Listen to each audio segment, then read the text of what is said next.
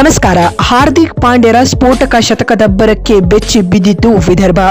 ಒಂದೇ ಓವರ್ನಲ್ಲಿ ಬಂತು 34 ರನ್ ನಿರ್ಮಿಸಿದರು ಹೊಸ ವಿಶ್ವ ದಾಖಲೆ. ಹಾಗಾದರೆ ಸುದ್ದಿಯ ಸಂಪೂರ್ಣ ಮಾಹಿತಿ ಏನೆನ್ನುವುದನ್ನು ಈ ವಿಡಿಯೋದಲ್ಲಿ ತಿಳಿಸಿಕೊಡ್ತಾ ಹೋಗ್ತೀನಿ. ಆದ್ದರಿಂದ ದಯವಿಟ್ಟು ಈ ವಿಡಿಯೋವನ್ನು ಕೊನೆವರೆಗೂ ನೋಡಿ.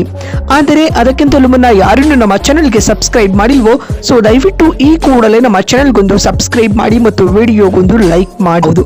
ವಿಜಯ್ ಹಜಾರೆ ಟೂರ್ನಿಯಲ್ಲಿ ಹಾರ್ದಿಕ್ ಪಾಂಡ್ಯ ಸಿಡಿಲಬ್ಬರದ ಸೆಂಚುರಿ ಸಿಡಿಸಿ ಮಿಂಚಿದ್ದಾರೆ. ಅದು ಕೂಡ ಕೇವಲ 68 ಎಸೆತಗಳಲ್ಲಿ ಎಂಬುದು ವಿಶೇಷ ಸ್ನೇಹಿತರೆ. ರಾಜ್ಕೋಟ್ನ ನಿರಂಜನ್ ಶಾ ಮೈದಾನದಲ್ಲಿ ನಡೆದ ಈ ಪಂದ್ಯದಲ್ಲಿ ವಿದರ್ಭ ವಿರುದ್ಧ ಬರೋಡಾ ಬಾಯ್ ಸ್ಫೋಟಕ ಸೆಂಚುರಿ ಸಿಡಿಸುವ ಮೂಲಕ ಇದೀಗ ಹೊಸ ವಿಶ್ವ ದಾಖಲೆಯನ್ನು ನಿರ್ಮಿಸಿದ್ದಾರೆ ಸ್ನೇಹಿತರೆ. ವಿಜಯ್ ಹಜಾರೆಯ ಇಂದಿನ ಪಂದ್ಯದಲ್ಲಿ ಟಾಸ್ ಗೆದ್ದು ಬೌಲಿಂಗ್ ಆಯ್ದುಕೊಂಡ ನಾಯಕ ಹರ್ಷ್ ದುಬೇರ್ ಅವರ ನಿರ್ಧಾರವನ್ನ ಸಮರ್ಥಿಸಿಕೊಳ್ಳುವಂತೆ ವಿದರ್ಭ ತಂಡದ ಬೌಲರ್ಗಳು ಬೌಲಿಂಗ್ ಅಟ್ಯಾಕ್ ಅನ್ನು ಸಂಘಟಿಸಿದರು. ಪರಿಣಾಮವಾಗಿ ಬರೋಡಾ ತಂಡವು ಕೇವಲ 71 ರನ್ ಗಳಿಸುವಷ್ಟರಲ್ಲಿ ಪ್ರಮುಖ 5 ವಿಕೆಟ್ ಅಂದರೆ ಟಾಪ್ ಆರ್ಡರ್ ಬ್ಯಾಟ್ಸ್ಮನ್ಗಳು ಪೆವಿಲಿಯನ್ ಸೇರಿಕೊಂಡಿದ್ದರು. ಈ ಹಂತದಲ್ಲಿ ಬರೋಡಾ ತಂಡ ಸಂಕಷ್ಟಕ್ಕೆ ಸಿಲುಕಿಕೊಂಡಿತು. ಈ ವೇಳೆ 7ನೇ ಕ್ರಮಾಂಕದಲ್ಲಿ ಕಣಕ್ಕಿಳಿದಿದ್ದಂತಹ ಹಾರ್ದಿಕ್ ಪಾಂಡ್ಯ ಸಿಡಿಲಬ್ಬರದ ಬ್ಯಾಟಿಂಗ್ ಪ್ರದರ್ಶಿಸಿದರು.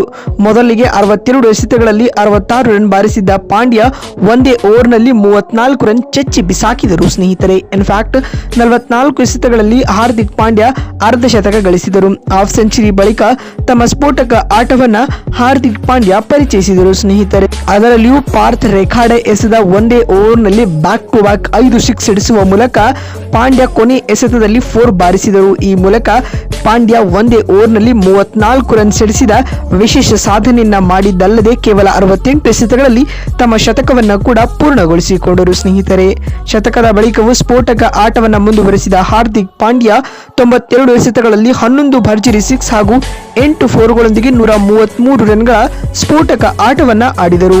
ಹಾರ್ದಿಕ್ ಪಾಂಡ್ಯರವರ ಈ ವಿಸ್ಫೋಟಕ ಬ್ಯಾಟಿಂಗ್ ನೆರವಿನಿಂದಾಗಿ ಬರೋಡಾ ತಂಡವು ನಿಗದಿತ 50 ಓವರ್ಗಳಲ್ಲಿ 9 ವಿಕೆಟ್ ಕಳೆದುಕೊಂಡು 293 ರನ್ ಕಲೆ ಹಾಕಿತು. ಈ ಮೂಲಕ ವಿದರ್ಭ ತಂಡಕ್ಕೆ ಪಂದ್ಯ ಗೆಲ್ಲಲು 294 ರನ್ಗಳ ದೊಡ್ಡ ಗುರಿಯನ್ನ ನೀಡಿತ್ತು ಸ್ನೇಹಿತರೆ. ಇನ್ನು ಮತ್ತೊಂದು ಕಡೆ ವಿಶೇಷತೆ ಏನಪ್ಪಾ ಅಂತಂದ್ರೆ ಹಾರ್ದಿಕ್ ಪಾಂಡ್ಯ ಈ ಚೊಚ್ಚಲ ಶತಕದೊಂದಿಗೆ ಲಿಸ್ಟ್ ಎ ಕ್ರಿಕೆಟ್ನಲ್ಲಿ ಮೊದಲನೇ ಸೆಂಚುರಿ ಸಿಡಿಸಿದ ವಿಶೇಷ ಸಾಧನೆಯನ್ನ ಮಾಡಿದ್ದಾರೆ. ಇದಕ್ಕೂ ಮುನ್ನ ಅವರದ್ದು ಲಿಸ್ಟ್ ಎ ಕ್ರಿಕೆಟ್ನಲ್ಲಿ 92 ವೈಯಕ್ತಿಕ ಹೈಯೆಸ್ಟ್ ಸ್ಕೋರ್ ಆಗಿತ್ತು. ಇದೀಗ ಭರ್ಜರಿ ಶತಕ ಸಿಡಿಸುವ ಮೂಲಕ ಪಾಂಡ್ಯ ಏಕದಿನ ಕ್ರಿಕೆಟ್ನಲ್ಲಿ ಶತಕದ ಖಾತೆಯನ್ನ ತೆರೆದಿದ್ದಾರೆ. ಮತ್ತು ಹಾರ್ದಿಕ್ ಪಾಂಡ್ಯ ಟೀಂ ಇಂಡಿಯಾ ತಂಡದ ಪರ ಎಲ್ಲಾ ಫಾರ್ಮೆಟ್ನ ಕ್ರಿಕೆಟ್ ಆಡದೇ ಇರುವುದು ಟೀಂ ಇಂಡಿಯಾಗೆ ಒಂಥರ ಬಿಗ್ ಲಾಸ್ ಅಂತಾನೆ ಹೇಳ್ಬಹುದು. ಯಾಕಂದ್ರೆ ಹಾರ್ದಿಕ್ ಪಾಂಡ್ಯ ಕೇವಲ T20 ಫಾರ್ಮೆಟ್ ನಲ್ಲಿ ಟೀಂ ಇಂಡಿಯಾವನ್ನ ಪ್ರತಿನಿಧಿಸುತ್ತಾರೆ. ಅದನ್ನ ಬಿಟ್ಟರೆ ODI ಮತ್ತು ಟೆಸ್ಟ್ ನಲ್ಲಿ ಪಾಂಡ್ಯ ಆಡೋದಿಲ್ಲ. ಇದು ಟೀಂ ಇಂಡಿಯಾಗೆ ಬಿಗ್ ಲಾಸ್ ಅಂತಾನೆ ಹೇಳ್ಬಹುದು.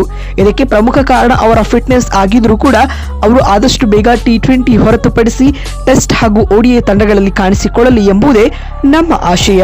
ಮತ್ತೊಂದು ವಿಡಿಯೋದಲ್ಲಿ ಸಿಗ್ತೀನಿ. ಅಲ್ಲಿವರೆಗೂ ನಮಸ್ಕಾರ, ಧನ್ಯವಾದಗಳು.